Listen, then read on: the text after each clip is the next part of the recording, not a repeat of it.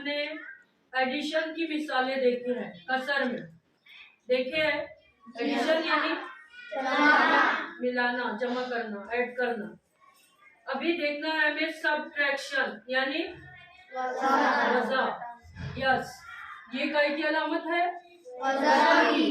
अब हमें उसी तरीके से, वो पहले जमा की अलामत थी और अब वज़ा की है, तरीका वही है, तरीका वही है। 6/5 वज़ा 4/3, तरीका वही है।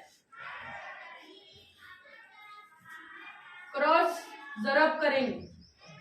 6 के 18। क्या किए थे पहले? 6 क्या किए थे?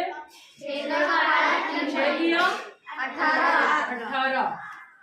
उसके बाद अलामत काय की आ जाएगी? वज़ा की। 5 चौक 20। नीचे 5 किया 15।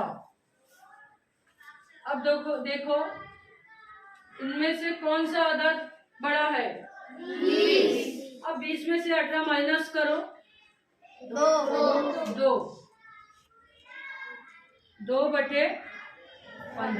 ये आ गया हमारा जवाब। सेम जिस तरह वो जमा था तो हमने जमा किए थे एडिशन, अब ये सब्ट्रैक्शन यानी वज़ा, तो यहाँ पर वज़ा का अमल किए। तो आई होप आपको अच्छी तरह से समझ में आ गया होगा। अब इसी के अकॉर्डिंग आपको दूसरी मिसालें हल करनी है।